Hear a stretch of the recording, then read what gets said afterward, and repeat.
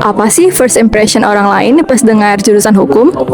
Serius, hektik, debate, atau malah anak-anak hukum yang selalu stylish katanya? Mau tahu gimana ceritanya?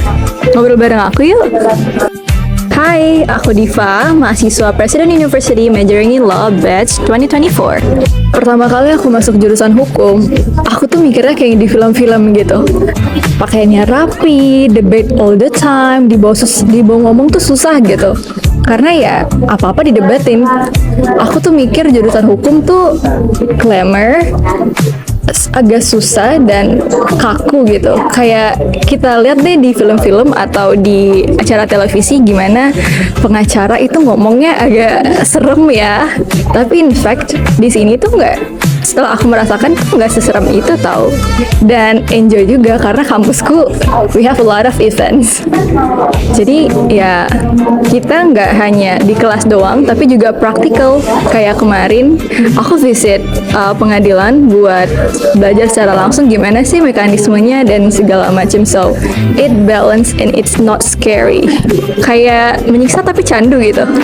Kata orang, anak hukum itu identik sama debat, terus baca buku yang tebel-tebel banget itu. Tapi sebenarnya kita nggak sekutu buku itu kok. Di sini, di kampusku, di Presiden University, yang aku rasain adalah kita tuh mengaplikasikan ilmu bukan cuma di kelas yang dengerin dosen sampai ketiduran dan baca buku yang tebel-tebel banget itu. Enggak. Di sini tuh aku ngerasain banyak banget event dan cara mengaplikasikannya yang selain dari itu yang membosankan. Pertama, kita ada visit embassy, bahkan kadang ambasadornya datang ke kampus. Terus kita juga ada ikut lomba. Lomba itu bukan dari kampus doang, tapi juga outside kampus. Contohnya sekarang, aku dan timku lagi lomba IMTEX dari PKN STAN. Dan berhasil bawa universitasku, Presiden University, ke top 3 se-Indonesia. Dan kita sama-sama dengan Universitas Top Indonesia loh.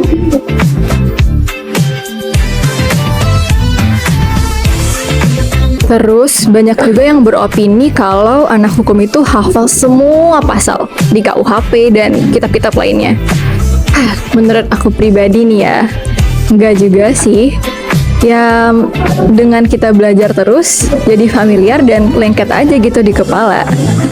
Furthermore, itu juga tergantung sama konsentrasi jurusan kita, konsentrasi jurusan hukum. Contohnya nih ya, aku corporate law. Jadi at least aku tahu dan familiar, juga paham tentang pasal-pasal yang terkait sama jurusanku, sama konsentrasi jurusanku gitu. Contohnya kayak pasal 1320 dan seterusnya.